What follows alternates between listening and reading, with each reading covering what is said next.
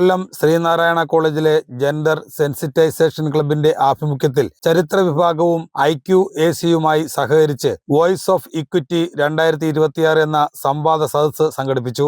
ലിംഗ സമത്വത്തെക്കുറിച്ചും ലിംഗനീതിയെക്കുറിച്ചും സമൂഹത്തെ ബോധവൽക്കരിക്കുക, മാനസികവും ശാരീരികവും വൈകാരികവും സാമ്പത്തികവും സാമൂഹികവും രാഷ്ട്രീയവുമായ മേഖലകളിലെ ജെൻഡർ അസമത്വങ്ങളെ പുതുതലമുറ നോക്കിക്കാണുന്നത് എങ്ങനെയെന്ന് തിരിച്ചറിയുക, ആവശ്യമായ തിരുത്തലുകൾ സമൂഹത്തിന്റെ ബോധതലത്തിൽ വരുത്തുവാൻ വേണ്ട നടപടികളെക്കുറിച്ച് അവബോധം ഉണ്ടാക്കുക മുതലായവയാണ് ഈ പരിപാടിയുടെ ലക്ഷ്യം. SN college principal doctor Laiju S പരിപാടി ഉദ്ഘാടനം ചെയ്തു.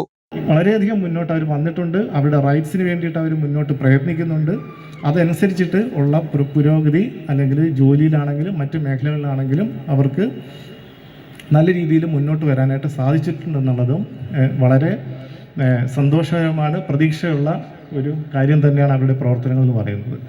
അപ്പോൾ ജെൻഡർ ഈക്വാളിറ്റി എന്ന് പറയുന്ന ഈ വിഷയം തീർച്ചയായിട്ടും ചർച്ച ചെയ്യപ്പെടേണ്ട വിഷയമാണ്. ഇത്തരം കുട്ടികൾ മാത്രമല്ല ഇവിടെ ചർച്ച ചെയ്യേണ്ടുന്നത്. എല്ലാ ക്യാമ്പസുകളിലും എല്ലാ ക്ലാസ് റൂമുകളിലും ഇത്തരം വിഷയങ്ങൾ ചർച്ച ചെയ്യുമ്പോൾ ഇത് കേവലം ഒരു അക്കാഡമിക് ഡിസ്കഷൻ അല്ല ഇത്. കാരണം നമ്മുടെ ഒരു റിയൽ ലൈഫിൽ നമ്മൾ കാണേണ്ടുന്ന ചില കാര്യങ്ങളുടെ നേർക്കാഴ്ചകളാണ്.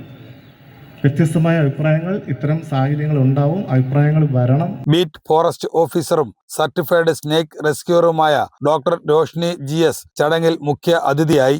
എനിക്ക് തോന്നുന്നു ഏറ്റവും കൂടുതൽ ആ ഒരു കാര്യത്തിൽ ബുദ്ധിമുട്ട് അനുഭവിച്ചിട്ടുള്ള ഒരാളാണ് ഞാൻ. 2007 മുതൽ എൻ്റെ ഡിഗ്രി ഞാൻ Vazhuthacaud HH Maharaja's college for women ആയിരുന്നു.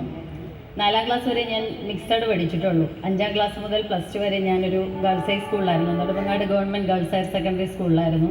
അവിടെ സ്കൂൾ ലീഡറൊക്കെ ആയിരുന്നു. പണ്ടേ ഞാൻ കുറച്ച് തിളപ്പ് പിടിച്ച ഒരാളായിരുന്നു കേട്ടോ, പച്ച മലയാളത്തിൽ പറഞ്ഞാൽ. ഞങ്ങൾ 3 പെൺപിള്ളേരാണ്, എൻ്റെ അമ്മയ്ക്ക് അച്ഛനും. ഞാൻ 3ാമത്തെയാണ്. അതുകൊണ്ട് തന്നെ അങ്ങനെ ഒരു വലിയൊരു റെസ്ട്രിക്ഷൻ ഒന്നും തന്നിട്ടില്ല പണ്ട്. പക്ഷേ അങ്ങനെ ഇല്ലെങ്കിലും കുഴപ്പമില്ല, അത്യാവശ്യം അടങ്ങിയൊക്കെ നിൽക്കുമായിരുന്നു. ഇപ്പോഴാണ് പിള്ളേരുടെ ചാടിപ്പോകും കേട്ടോ. വന്യമൃഗങ്ങൾക്ക് എന്താണ് ആവശ്യം? ഫുഡും ഷെൽട്ടറും മാത്രം. അവർക്ക് ആഹാരം വേണം, കിടന്നുറങ്ങണം, ഭാര്യയെ നോക്കണ്ട, മക്കളെ നോക്കണ്ട, പിള്ളേരെ സ്കൂളിൽ വിടണ്ട, ഉദ്യോഗം വേണ്ട, ആഹാരം കഴിക്കണം, കിടന്നുറങ്ങണം. ഇത് മാത്രമാണ് അവർക്ക് ആവശ്യം. അതിനുള്ള സാഹചര്യം നമ്മളായിട്ട് നശിപ്പിച്ചു കളയുകയാണ്. പിന്നെ അവരെങ്ങോട്ട് പോകും?